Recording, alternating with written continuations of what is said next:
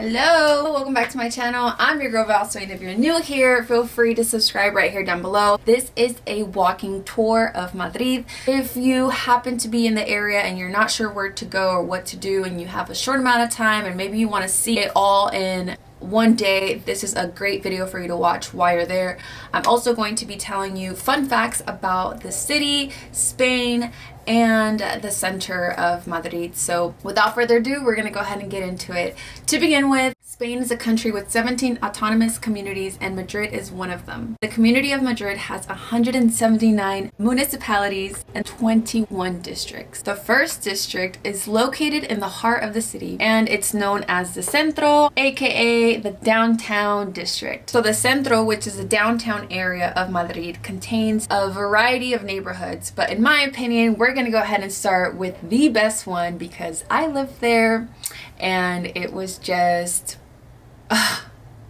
my favorite compared to all of them. And not only was it my favorite, but it's actually the most famous and the most popular, Plaza Mayor. Fun fact, this neighborhood used to be called Plaza del Arrabal. It was also called Plaza de la Constitución. It was also called Plaza Real and Plaza de la República, but today it's known as Plaza Mayor. So it was Felipe II who decided to make Madrid the capital of Spain. Prior to Madrid, it was Toledo, for those who don't know. So Felipe II created this plaza and he thought that it would be a great idea to have the plaza as the center of the city. However, you may be wondering who the man on the horse is in the center of this plaza. And nope, it's not Felipe II. It's actually Felipe III. And this statue was not always here. It's been around since 1616. And prior to it coming to the center of the plaza, it was actually located in front of Palacio Real, then moved to Casa de Campo, which is one of the biggest parks in Madrid, and it was located inside their hidden gardens. So it was well kept, but then eventually they decided to move the statue into the center of Plaza Mayor.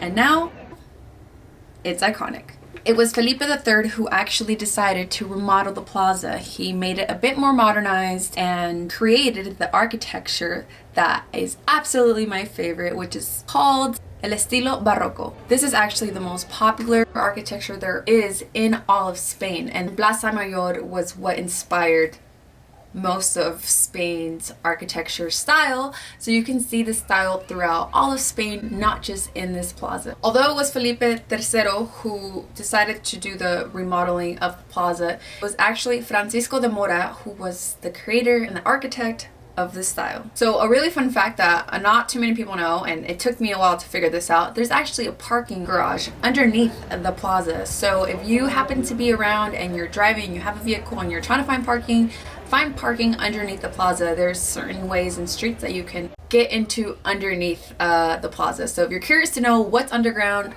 there is a whole parking garage down there. Another really interesting fact about the plaza is this building right here. It's called La Casa de la Panadería, the house of bread. So back then, way back, this was a bread store. Not only was it a bread store, but it was a place where they would come in and regulate bread prices, wheat as well.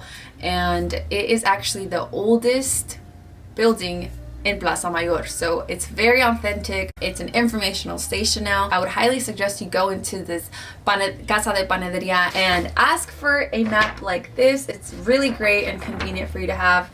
It'll give you all the locations, all the popular places, and then in the back of it we have museums. This is a really good view you can go check out. So definitely go into the Casa de Panadería. I promise you it'll be so worth it. Moving along, when you are in Plaza Mayor, make sure that you really take the time to explore it. And by that I mean analyze everything, look at everything. Look at the post lamps, okay? Look at the lamps.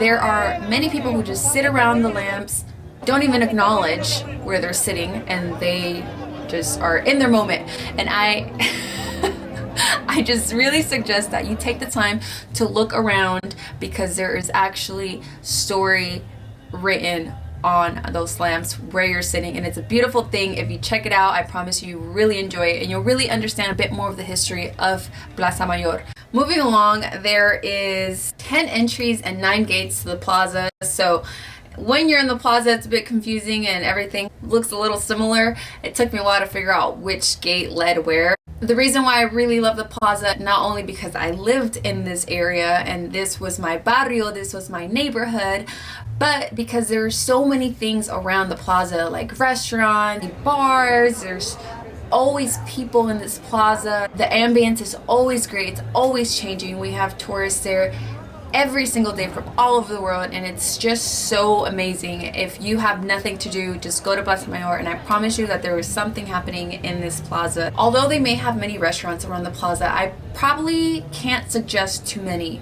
The only one that I would suggest is La Campana, and La Campana is located outside one of the gates of Plaza Mayor. They are known for their bocadillos of calamares, and I'm not gonna lie to you, they're pretty great. You have to check them out if you're there. Plus, this is probably the most cheapest alternative to most of the restaurants there. A bocadillo is only 4 euros. And you can take it to go or you can have it in the restaurant. I highly suggest you arrive early though, because this restaurant is really famous and you will have a line around the corner and you will be waiting a while. So if you wanted some good food, make sure you arrive early. Try to beat all the hecticness going on in the city. But if you don't want something fast and you want to just enjoy and feel the environment and the ambiance of Plaza Mayor, there's definitely so many options you can choose from around the plaza. I really love that they have these terraces outside. It's really nice to take a breather, maybe get some tinto de verano, which is a really popular drink in Spain. Now, if you don't want to do some eating and you're tired of the walking and maybe you want to do some shopping, again, this is also a great place because they have little souvenir shops around the plaza, and I think that there's a variety of everything. Whatever you need to find for that special person back home, you will find it in Plaza Mayor. And what better place to say that you got something for someone than in the heart of the city? That is my favorite thing to say. Plaza Mayor, I love you. Although entertainment existed in this plaza many years ago, there's still so much entertainment happening now. There's concerts, there's artists, there's performers. If you happen to be around in the time of football season, which is football, not like American football, but soccer season as Americans would say, definitely go and check out some of the games at the bars. People are having such a great time. There's so many chants and it's such a great experience. I highly suggest it to anyone, even if you're not a sports fan. This plaza is one that you can start your day with or one that you can finish your day at. But if you happen to be in Plaza Mayor and it's a Sunday, they have coin and stamp collectors. I never thought I would be into this, but when I walked by and I checked out what they had available and where they had the coins from, and not even just coins, but they had actual bills of all over the world from many years ago, and it's just amazing. It's literally history in aisles around the plaza, so it's something you definitely have to check out. It's so worth it and you'll have a great time there. I spent a good amount of time there taking my time looking at what people were selling, but if you're into something like that or you know someone who might be interested, definitely suggest this to them because I just happened to walk into it. But they do this every single Sunday, so if you're in Madrid on a Sunday, check that out. All right, now we're gonna go ahead and exit the plaza, moving on to our next location in Madrid. We are gonna take one of the 10 exits of the plaza. If you didn't get any food in Plaza Mayor, that is okay because we're gonna head over to a location where they have nothing but food. So if you're a foodie, you have to check this place out.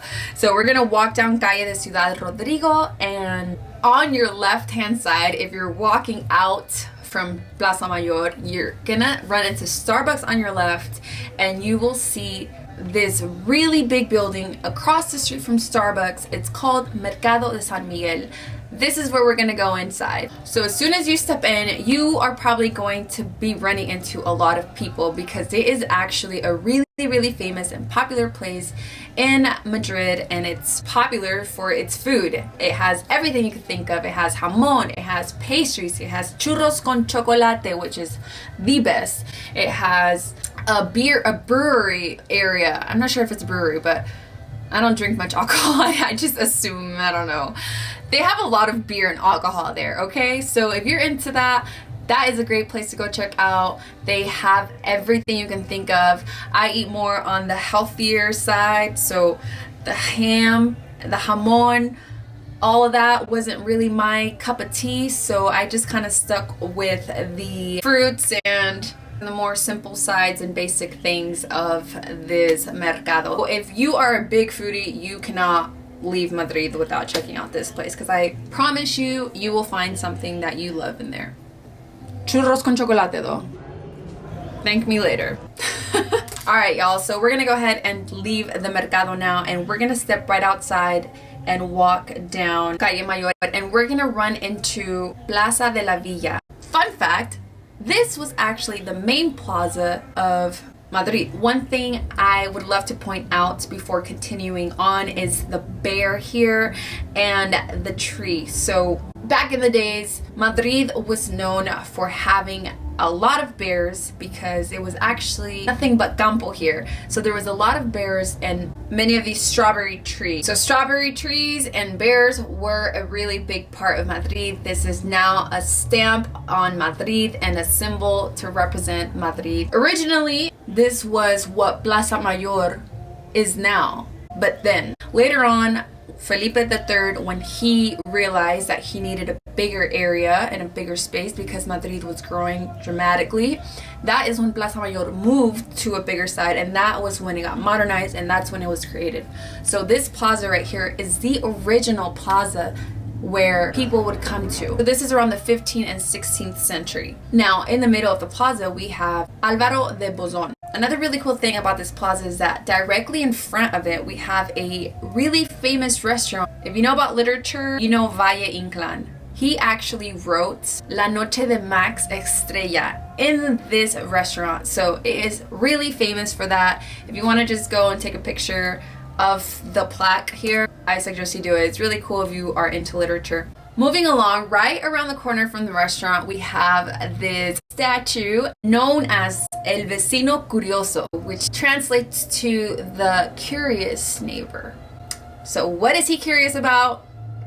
The curious neighbor is curious about what he's looking at in front of him. And what we're looking at with him is ruins of an old church built on top of a mosque.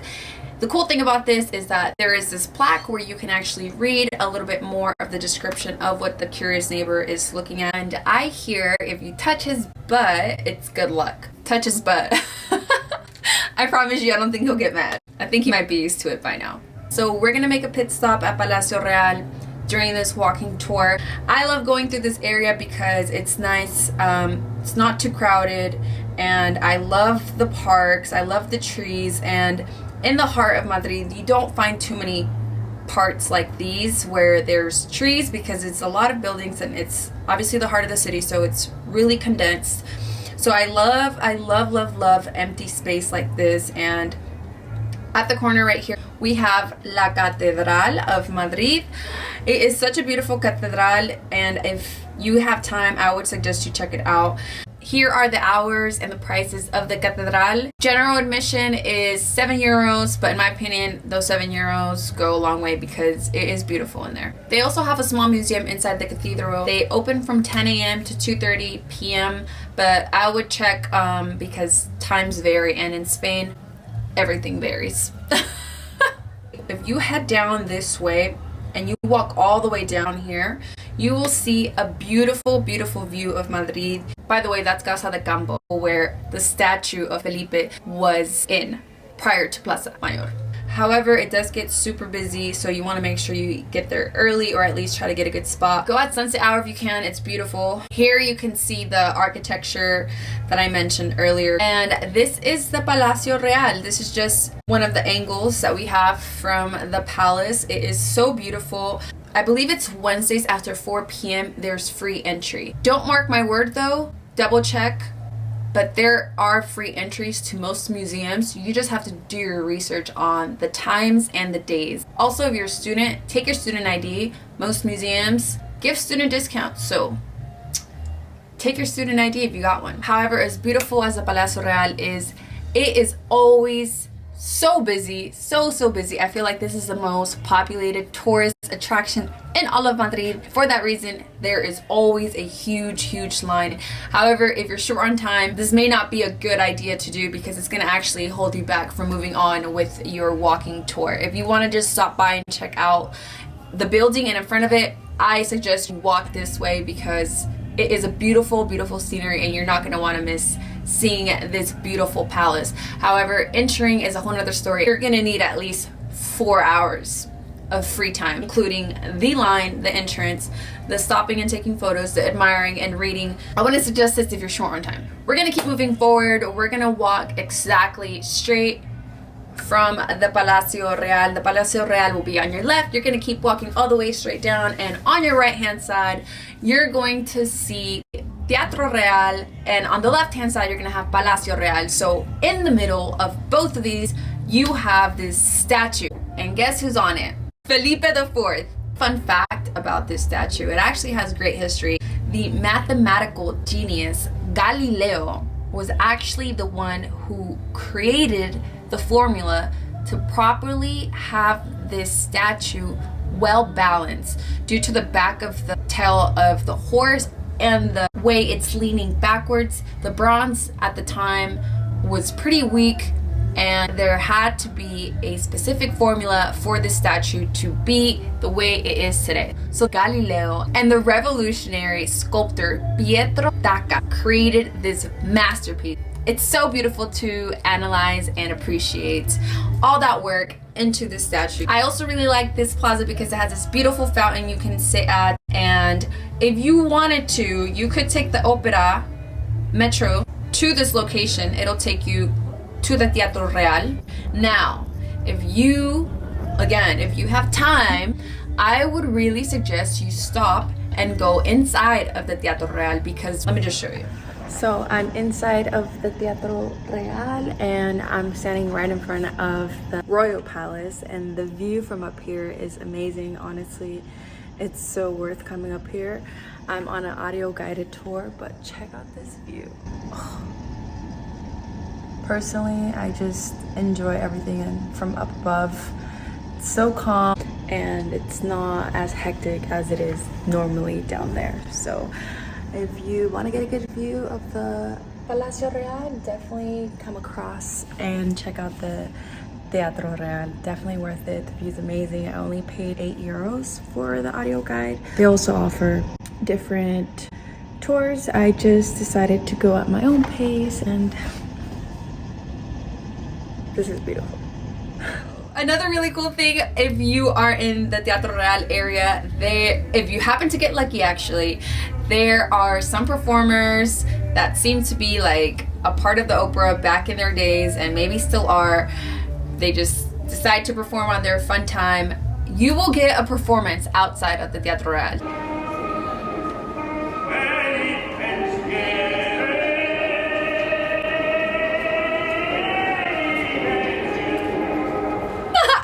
I love it. I'm all for that. Moving along, after you make your stop at the Palacio Real, if you're taking this walking tour, this is how it should be as far as your geographical situation. You'll have the Teatro Real on the right side and you'll have the Palacio Real on your left side. So you're gonna keep walking all the way straight down because we're gonna head over to the Jardín of the Palacio Real. This is called the Jardines de Sabatini. You will run into this jardín on your left hand side. It is inspired by the French. Isabel actually had a really big part of how the gardens look in Madrid. If you don't have the time, we're gonna go ahead and keep moving forward to our next location. So again, I'm gonna go ahead and point out some things so you can pay attention to those during your walking tour. Right here across, this is how you know you're going the right way. On your right hand side, you will have this really beautiful white building that looks like a castle almost. And then on your left hand side, if you keep walking a bit more down, you will see this beautiful fountain, and that is how you know you're going the right way. So you're gonna keep going all the way straight down, and more than likely you're gonna be seeing a lot of people walking your direction, and they're probably going to the same place that you're going to right now. So This is the Parque de Debod, also known as the Templo de Debod. El Templo de Debod is a really popular location, not only because they have a beautiful Egyptian temple, but because they have an amazing view of the royal palace, and as well they have a beautiful view of Casa de Campo during sunset hour. I promise you, you want to be there for sunset hour. And if you happen to be there for spring or summer, definitely take some bocadillos, which is some sandwiches, and create yourself a picnic. They have performers in the area here. They have artists. They have things to do for children and family. This is one of my favorite parks in all of Madrid. This temple was donated to Spain by the Egyptian government to prevent it from being flooded after the construction of the Great Aswan Dam in Egypt. If you want some cool pictures, this is a pretty cool picturesque location in my opinion. Here are the times and the visiting hours for you to visit. It is free admission, which is a really cool thing. However, when things are free, there's always a long line, a really long one, mostly all the time. So if you happen to just get really lucky and there's no line and it's free admission on the day you're there, check it out, because I actually didn't get the chance to, and I lived there for a whole year, but I'm telling you, I got discouraged every time I would see very long lines. I'm also not very patient, but maybe you are. So check it out for me, please. We're gonna go ahead and walk down back where we came from to Plaza de España. You actually pass Plaza de España on your right hand side, and you probably noticed it and was curious as to why we didn't stop there, but it's because we're actually going back that way. So I hope you didn't stop and get distracted, and if you did, that's okay. We are back to Plaza de España. This is actually a really cool location to come hang out at any time. They always have some kind of setups going during winter or summer. During summer, they normally have big screens where they play movies at night. During the winter, they have an ice skating rink, Christmas market, and then they have the big Christmas tree there. It's actually really cool. Now, we're gonna head back to civilization, you guys. Are you ready for it? Because you gotta prepare yourself mentally sometimes. It's a pretty busy city, let me tell you. We are in Plaza de España, and literally across from where we are, you have one of the biggest Zaras in the world.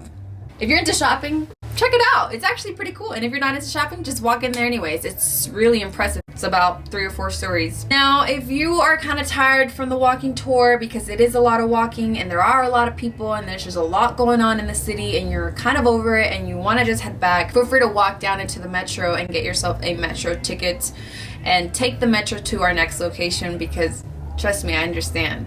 There's also the bus route. I think it's bus number 0 or 00.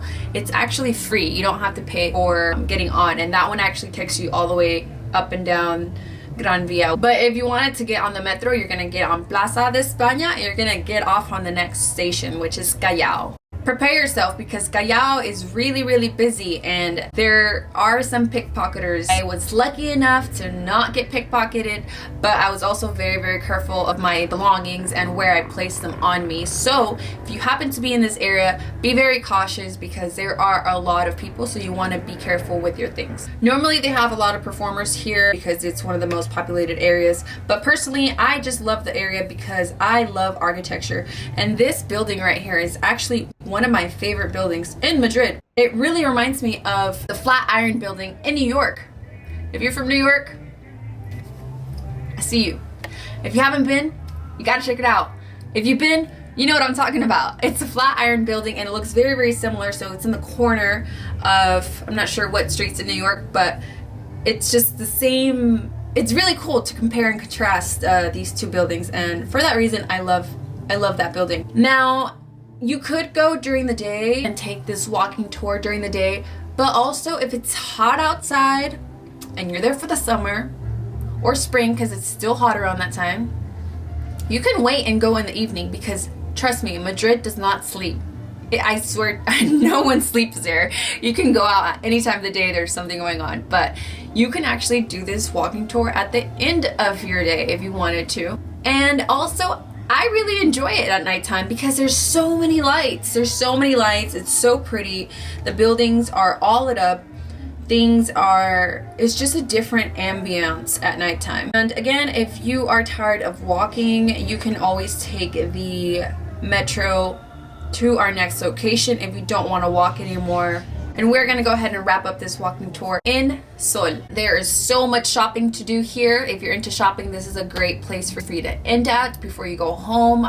You won't be having to walk around with all of your bags. So I highly suggest you finish your day here. I really hope that you enjoyed this walking tour with me, and hopefully I answered some of your questions about the city. If you enjoyed watching this video, please give it a thumbs up. It helps me out a lot and I would really appreciate it. If you have any other questions, feel free to comment them down below. If you want to reach out to me personally, you can go ahead and click on one of the links down in the description to find me on Instagram or any other social network. I reach out, I check my messages, and I will get back to you. So if I can help you in any way and I can make your Madrid experience better than it is or better than it can be in any way, I'm here. Please reach out.